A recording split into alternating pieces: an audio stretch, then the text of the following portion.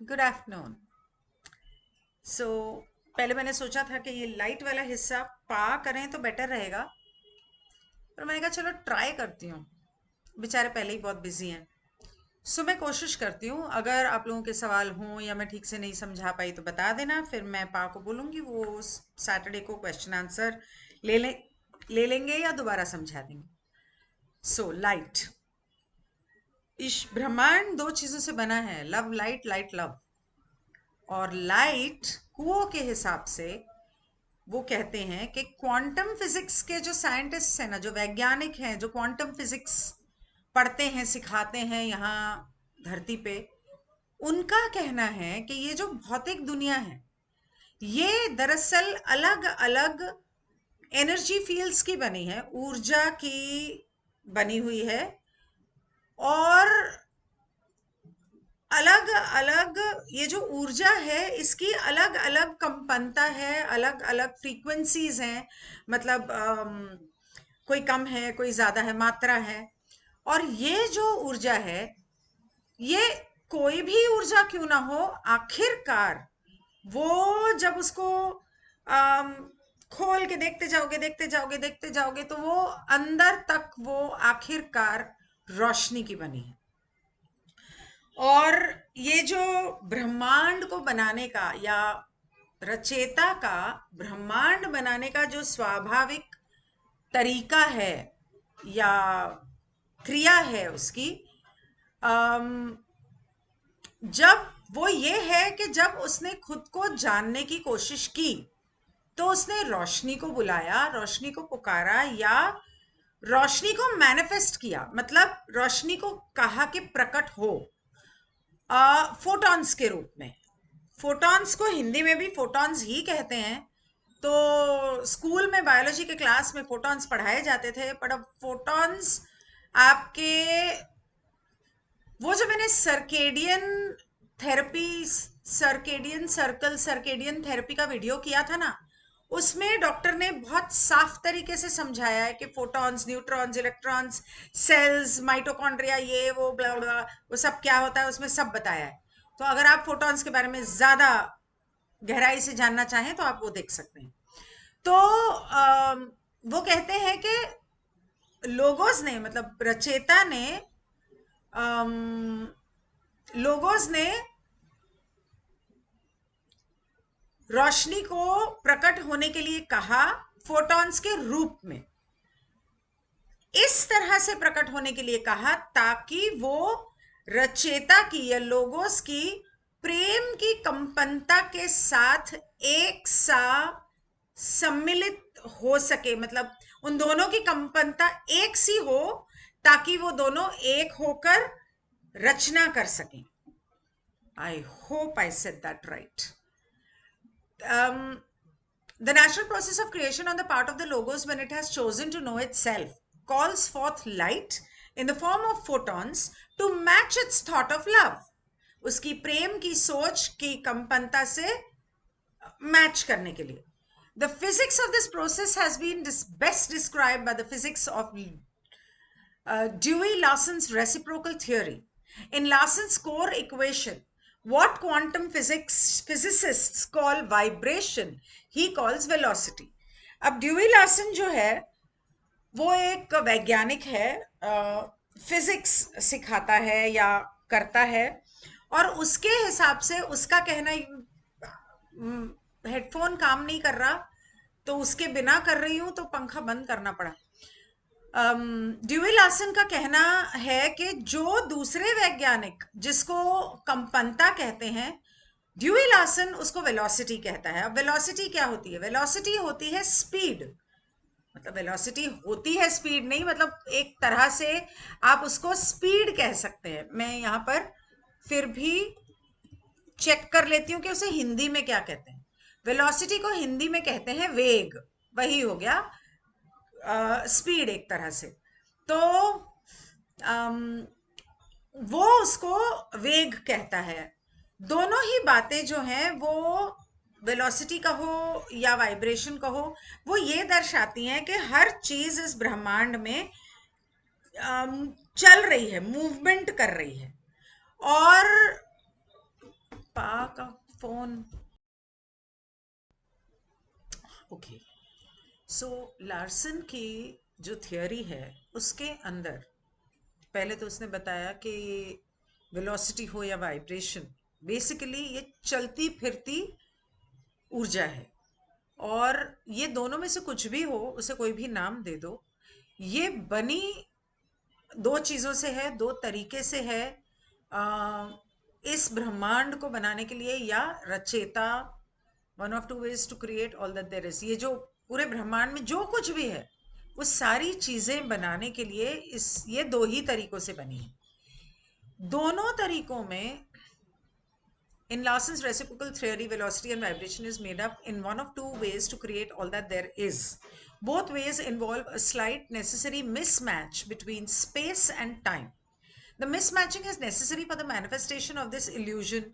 Everything we see is actually made of energy. So, regardless of whether we are considering unseen things such as ideas, forces, manifest physical things, uh, which have weight and form, we are talking about illusions. The only ultimate real thing in this game is the creator, as we as players of the game are little sparks of that creator who are also choosing to know ourselves.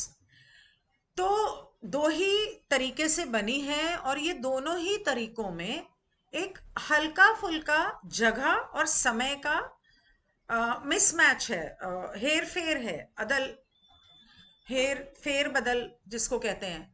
तो जैसे space है और time है, ये दोनों जरूरी है। Space क्या है? स्पेस हवा नहीं है, स्पेस ये जगह है जो हर कण में है, ये हर कण में है, चाहे वो कितना भी ऐसा सॉलिड लगे, इसके अंदर भी वो है। और वक्त, टाइम, और इन दोनों की मिसमैच, अलग अलग इक्वेशन, किसी में स्पेस ज्यादा, किसी में टाइम ज्यादा, इस तरह का होने की वजह से जो चीजें हमें नजर आती हैं सामने, वो सारी चीजें बनी हैं। यहां तक कि ना सिर्फ वो, जो भी चीजें बनी है वो सारी चीजें ऊर्जा से बनी है। इस माया जाल के अंदर ये सारी चीजें तो हैं, उसी से बनी है। और जो भी हम देख रहे हैं हमारे आसपास, वो ऊर्जा है, अलग अलग रूप में, किसी में कम स्पेस टाइम, किसी में ज्यादा स्पेस टाइम। तो चाहे आप किसी भी चीज की बात करो, चाहे वो सोच हो, आइडियाज हो, भूत प्रेत हो, इंसान हो, सामने आपकी जो चीजें आप छूते हो वो हो, कोई नरम सी रुई हो, कोई पंख हो, कोई पंछी हो, चाहे उसका वजन और उसका आकार कुछ भी हो, जैसा भी हो, ये सारी चीजें जो हैं ये माया है।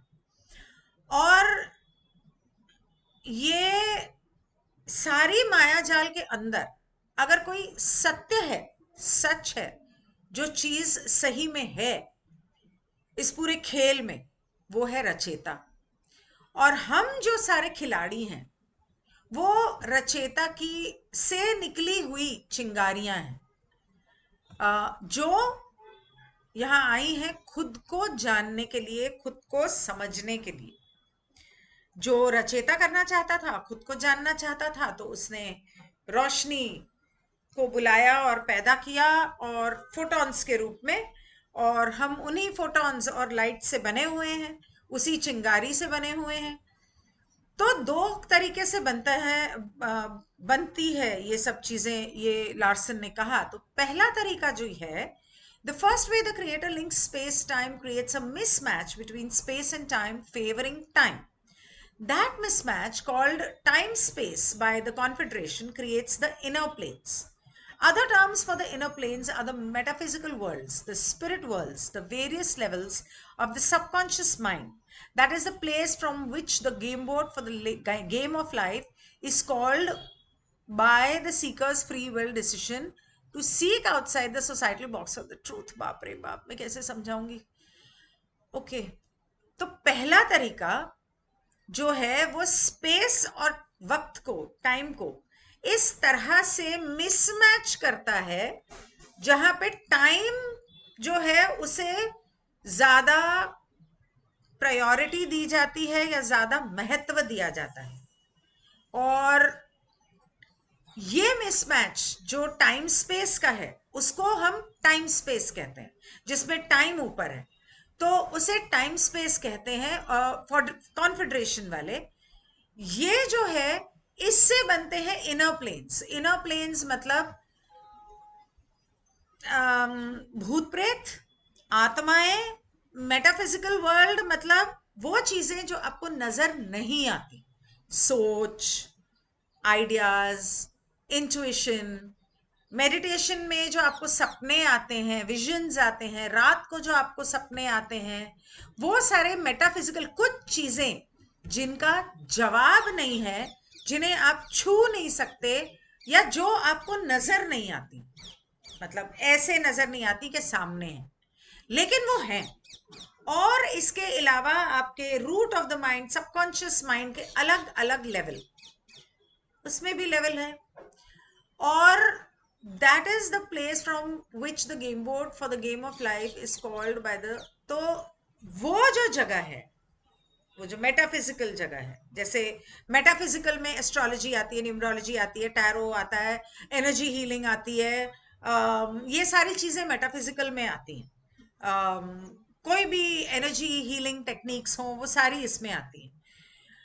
चैनलिंग मेटाफिजिकल में आती है। तो यहां से वो जो रचेता का जो मल्टी डायमेंशनल गेम बोर्ड है जिंदगी का, जिंदगी के इस खेल के लिए, यहां से वो एक शख्स जो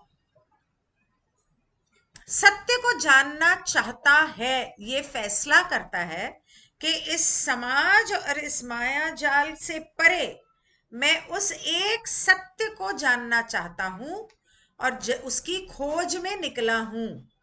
वो जो रास्ता तय करता है इस दुनिया और समाज से अलग, इस भौतिक माया जाल से अलग, जो ऊपर उठने का रास्ता तय करता है इंसान, वो अपनी फ्री विल के हिसाब से, ये जो फ्री विल के हिसाब से फैसला है और वो जो कोशिशें करता है, ये सारी जो चीजें करता है, मेडिटेशन करता है, प्रार्थना करता है, जो भी करता है, वो सब वहां से आता है। उसकी वो फ्री विल वहां से आती है, उसका वो चुनाव वहां से आता है। दूसरा तरीका, the second way, the creator links space and time.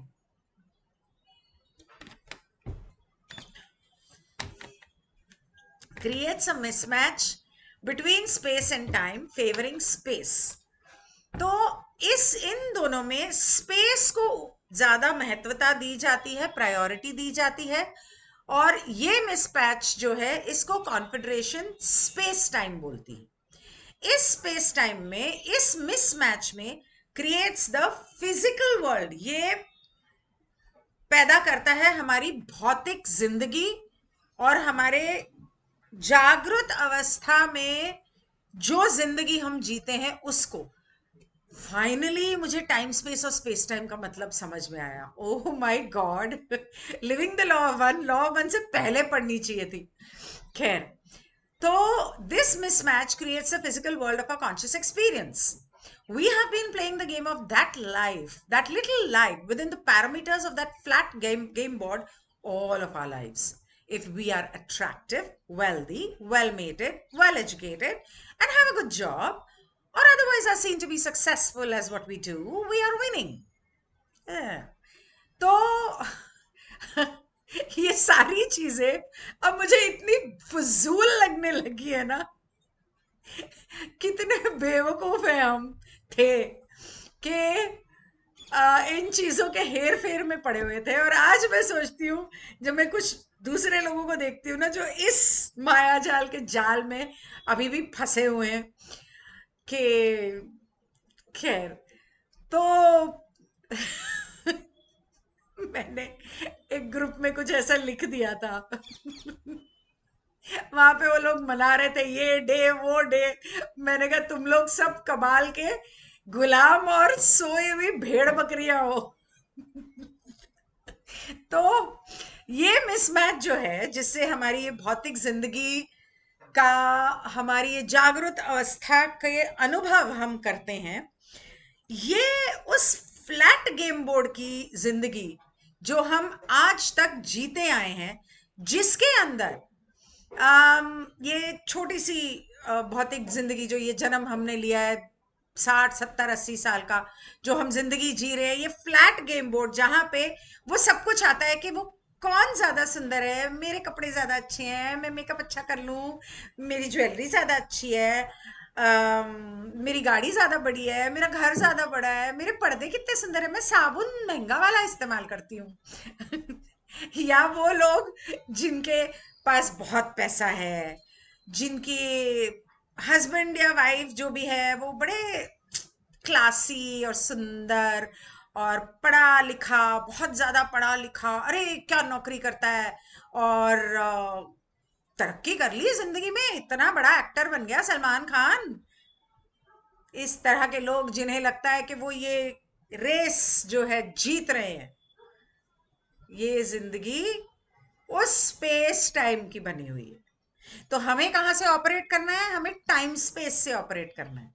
बाकी लोग स्पेस टाइम से ऑपरेट करते रहेंगे। If we are unattractive, poor, lack a good mate, are uneducated, do not have a good job, or otherwise are seen to be a failure, a loser, we are losing that game on the flat board. Loser क्यों बोलते हैं? अरे इसको तो कुछ आता ही नहीं है, पढ़ाई लिखाई में जीरो, एमबीए नहीं की, इंजीनियरिंग नहीं की, डॉक्टर नहीं बना, ये ग्रेजुएशन करके बैठ गया है। तो हो सकता है तुमसे ज्यादा समझदार हो। अरे इससे तो कुछ पैसा ही नहीं कमाया। भले ना कमाया हो, लोगों का प्यार तो कमाया। सुंदर नहीं है, गोरा नहीं है, ये ऐसा है वो वैसा है, उसका दिल तो देख लो पहले कितना अच्छा है, उसके बाद उसकी बाहरी सुंदरता को तोलना। कितना 1 सेकंड लगता है जजमेंटल होने में। करते ही हैं हम लोग आमतौर की जिंदगी में 1 सेकंड में, लेकिन वहीं पर खुद को ये ध्यान दिलाना जरूरी है कि हम गलत तरफ जा रहे हैं। हम फ्लैट गेम बोर्ड की बात कर रहे हैं, जबकि हमको क्या करना है?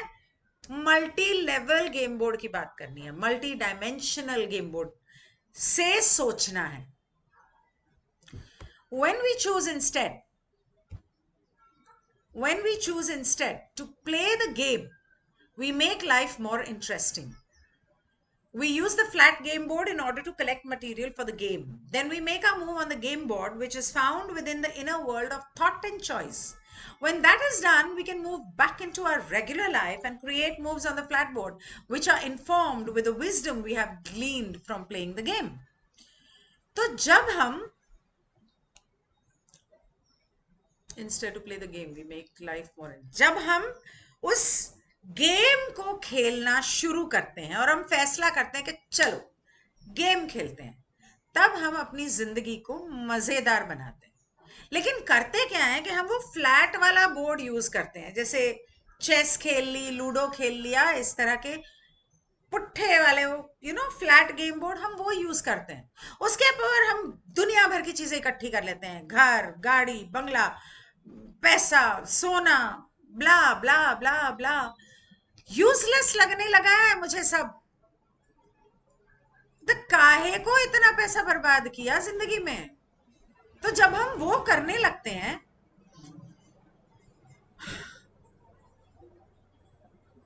तो हम सोचते हैं कि हम इस गेम को बेहतर तरीके से खेल पाएंगे। सक्सेसफुल होना है जिंदगी में, जीतना है, आगे बढ़ना है। किससे आगे बढ़ रहे हो वो तो बता दो। तब हम अपनी उस गेम बोर्ड पे अपनी चाल चलते हैं, जो हमारे दिल और दिमाग में अंदर चुनाव करने का हमें रचेता ने मौका दिया है। और जब हम वो करते हैं तो हम चुन लेते हैं कि हमें कौन से तरफ जाना है, आध्यात्म की तरफ, भौतिकता की तरफ, दूसरों की सेवा की तरफ, या अपनी सेवा की तरफ।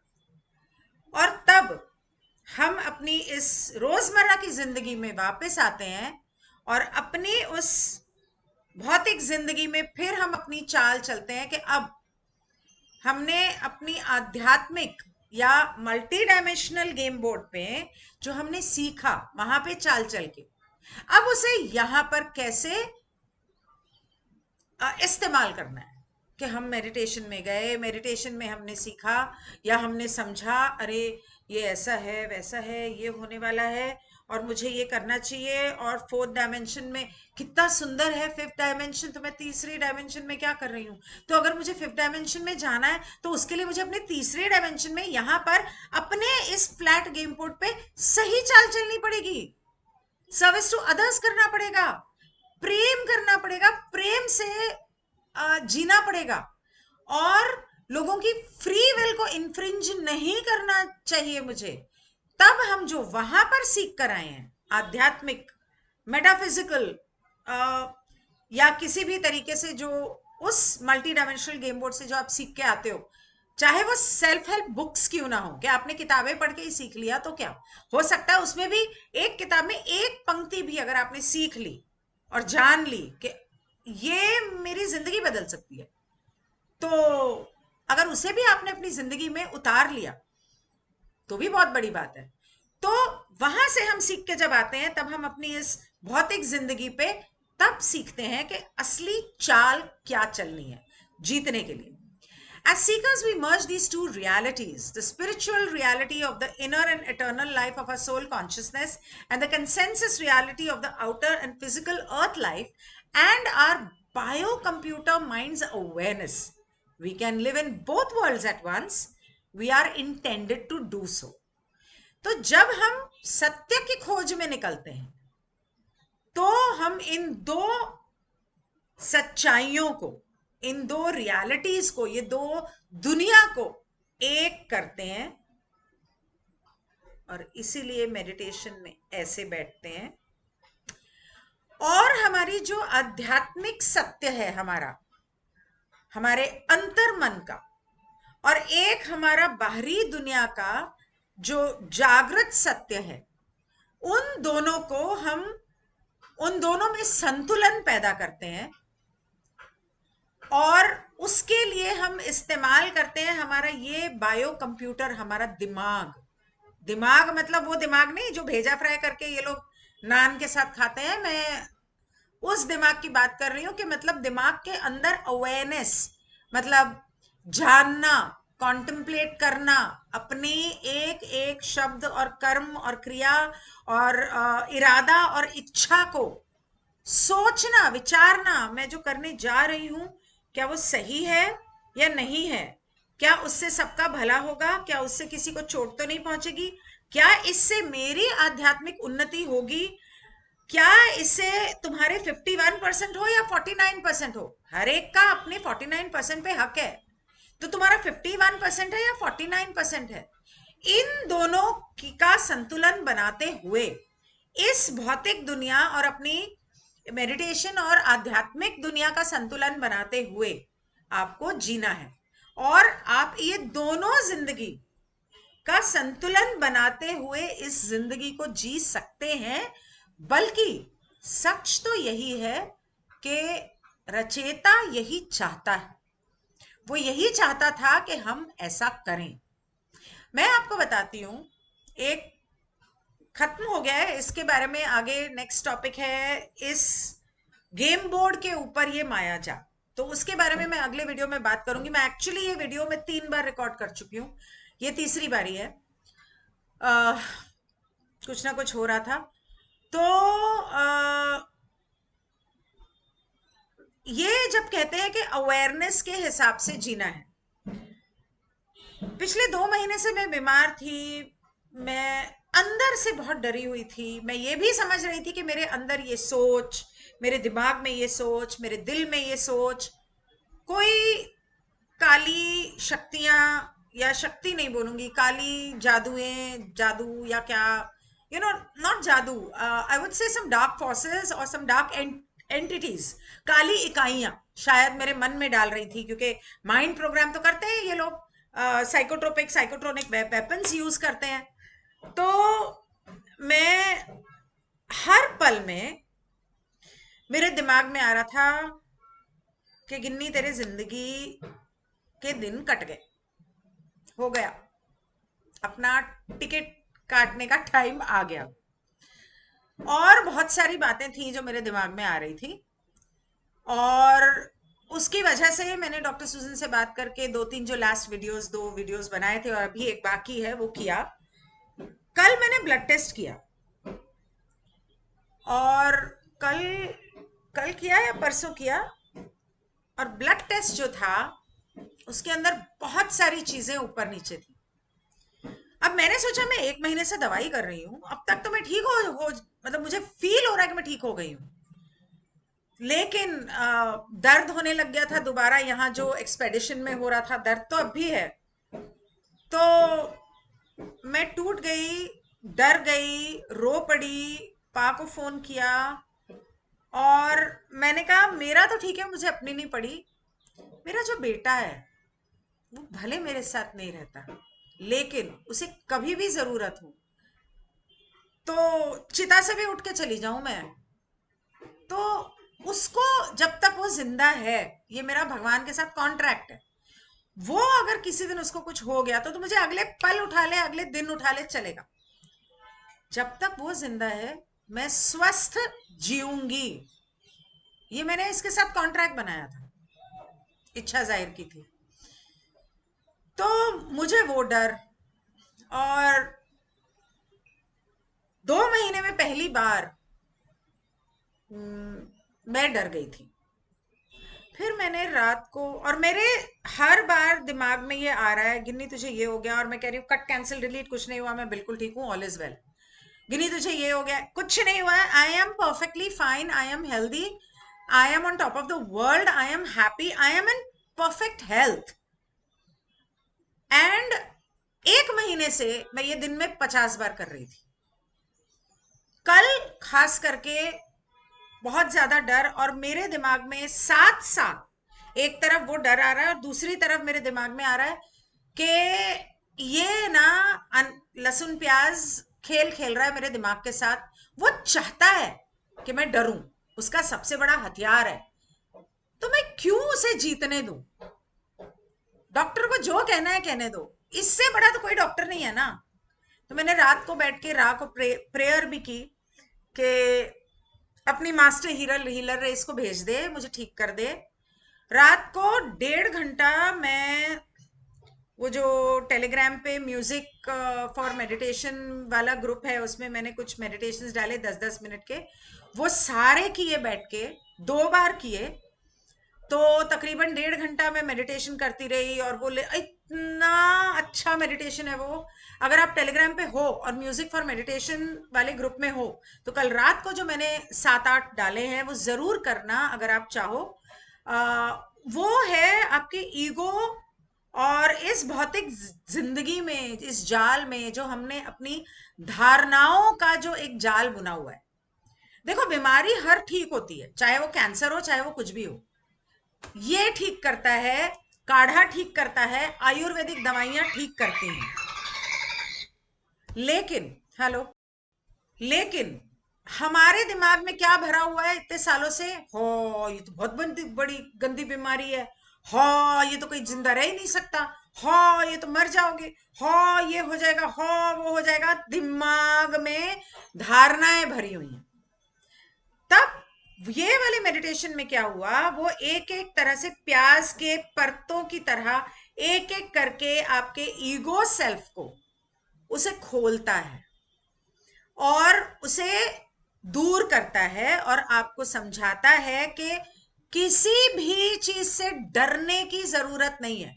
आपके सारे डर आपके मन से मिटाता है, आपके ईगो को बोलता है हाँ ठीक है, तूने मुझे जो समझाना था कि हो ऐसा हो जाएगा, तू ये कर ले, तू वो कर ले, हो गया, बोल दिया, चल बैठ जा चुपचाप एक कोने में, मैं सोच लूंगी मुझे क्या करना है। ये करना है हमें अपने ईगो के साथ कई बार, हर तरह की चीज। और तब मैंने अपने अंदर झांक के अपने बारे में सोचने की कोशिश की कि मेरी कौन सी धारणा है, मेरी कौन सी इच्छा, मेरी कौन सी चीज है जिसकी वजह से मैंने आज ये समय अपनी जिंदगी में अट्रैक्ट किया है। कहीं ना कहीं तो मैंने ही कुछ किया होगा, सोल कॉन्ट्रैक्ट में तो नहीं है, हायर सेल्फ से जाके मैंने बात कर ली, तो कहीं ना कहीं कुछ गड़बड़ है, मेरे बिलीफ सिस्टम्स में है। तो मैंने जाके अपने बिलीफ सिस्टम्स वाला थोड़ा सॉर्ट आउट किया मेडिटेशन। तब मैंने ब्रीदिंग मेडिटेशन की और मैंने कहा सब ठीक है, all is well, I am in perfect health, I am happy, I am healthy, घंटा नहीं डरती मैं किसी चीज से, तू मेरे को जितना डराना डराता रहा, मैं नहीं डरती। मैंने क्या किया, उसे अपने सामने इमेजिन करके ग्रीन लाइट भेजनी शुरू कर दी कि भाई तू ये ले, मैं तेरे को प्यार भेजती हूँ, रोशनी भेजती हूँ, ले ले तू मेरी प्यार और मेरी रोशनी जी भर के ले ले, अब निकल यहां से। That's it. सुबह वैसे तो मैं पूरी रात सोई नहीं, क्योंकि मैं यही कर रही थी पूरी रात, लेकिन फाइनली जब मैंने सुबह फैसला किया कि अब नींद नहीं आने वाली, उठ जाओ, trust me, I feel so fresh. तो ये कॉन्टेम्पलेशन और अवेयरनेस जो है, ये वो इस्तेमाल करने को कह रहा है कि जब आप अपनी भौतिक जिंदगी और अपनी आध्यात्मिक जिंदगी को एक बैलेंस बनाते हैं, जब आप उसका एक बैलेंस बनाते हैं ऊपर उठने के लिए, जब आप उसका बैलेंस बनाते हैं ऊपर उठने के लिए, तब आप अपने इन दो जिंदगी की चीजों में संतुलन पैदा करते हैं, अपने दिमाग को इस्तेमाल करके, कि अपने बारे में अवेयरनेस, अपने बारे में जानकारी, अपने आप को जानना। आप आध्यात्मिक तौर पे तो अपने आप को बाद में जानोगे कि मैं क्या हूं, मैं चिंगारी हूं, रचेता के यहां से निकली हुई, वो तो बाद की बात है। इससे अपने आप को तो जान लो पहले, कि आपने अपने दिमाग में जो धारणाएं बनाई हैं, बिलीफ सिस्टम्स बनाए हैं, वो क्यों बनाए हैं, क्या हुआ था ऐसा। बिलीफ सिस्टम्स के ऊपर एक मेरा वीडियो है, शायद inner child and belief systems के ऊपर एक मेरा वीडियो है, वो सुनना, आपको समझ में आएगा कि हम लोग अपनी जिंदगी में किस तरह से अनजाने में धारणाएं बनाते हैं। एक बच्चा 5 साल का वहां पर खेल रहा है, वो अपने आप में मस्त है, यहां पर माँ बाप और साथ में शायद कोई अड़ोसी पड़ोसी या कोई रिश्तेदार या कोई दोस्त, उनके आपस में कोई बातचीत चल रही है, वो लोग कर रहे हैं, कान में तो सब इसके पड़ रही है। किसी ने एक बोला हाँ हाँ बिल्कुल ऐसा ही होता है, दूसरे ने बोल दिया अरे हाँ और नहीं तो क्या, मेरे साथ भी तो हुआ था, तीसरे ने बोला अरे मैं अपनी बात सुनाऊं, मेरे साथ ये हुआ था, हो गया, बच्चे ने मान ली, सबकॉन्शियस माइंड में ये चीज ऐसे ही होती है, उसकी धारणा बन गई, उसको पता भी नहीं होगा कि वो ये धारणा लेके जी रहा है। एक ने बोल दिया अरे पैसे वाले लोग बहुत घमंडी होते हैं, पैसे वाले लोग बहुत सर्विस टू सेल्फ वाले होते हैं, पैसे वाले लोग अरे रे रे इनसे तो दूर ही रहो, ये तो पता नहीं किसकी कबर पे पैर रख के ऊपर चढ़े हैं। ये बात बचपन में किसी ने सुन ली या अनुभव कर ली, उसके तो दिमाग में बैठ गया। अब वो भगवान से मांगता रहेगा पैसे दे, लेकिन उसका मन कहता है नहीं नहीं पैसे वाले लोग तो ऐसे होते हैं, मुझे नहीं चाहिए पैसा, मैं तो बहुत अच्छा इंसान हूं, मुझे घमंडी नहीं बनना, मुझे ये नहीं बनना, मुझे वो नहीं बनना, मैं ऐसा ही ठीक हूं कम पैसे में। करता रहे, मांगता रहे पैसे, कुछ नहीं मिलने वाले। तो हाँ, इस अवेयरनेस की, जो दिमाग को इस्तेमाल करने की, बायो कंप्यूटर को इस्तेमाल करने की बात कर रहा है, वो ये बात कर रहा था। यहां मैं इसको यही खत्म करती हूँ, 3333 हो गया। Illusion on the game board इसके बाद शुरू करूंगी शायद कल।